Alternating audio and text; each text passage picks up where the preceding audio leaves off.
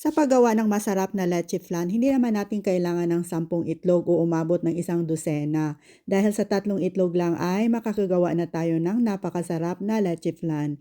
So, unang una dito sa ating saucepan, maglagay lang ng 3/4 cup of light brown sugar. At saka naglagay tayo ng 1 1/2 tablespoon of water. Let it boil in a low heat hanggat sa mag-caramelize itong ating sugar. So, i-mix lang natin para hindi masunog sa ilalim. At pagkatapos ay lalagyan na natin ng sugar itong ating 3 llaneras. So, pwede din kayong gumamit ng ramekins. So, bali 3 llaneras po yan. Pwede po nyong gawing 4.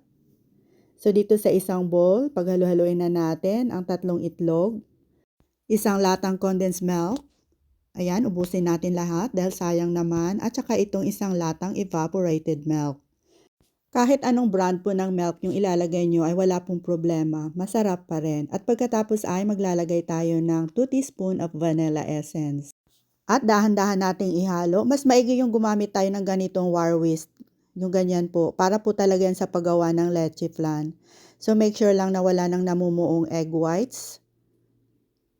At pagkatapos ay gumamit tayo ng strainer. I-strain muna natin itong ating mixture para siguradong smooth at saka fine itong ating leche flan. So, ibuhos na natin dito sa inihanda nating llaneras. Pwede din kayong gumamit ng ramekins. At takpan ng aluminum foil.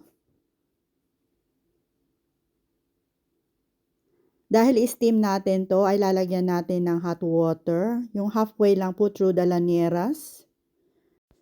At i-bake na natin ng mga about 1 hour. At pagkatapos ay hanguin na natin sa oven at palamigin. Pag medyo cool na, ay pwede nating ilagay muna sa fridge para siguradong na-set na talaga itong ating leche flan. At pag lumamig na, ay pwede na nating iserve. Ilipat dito sa ating serving plate.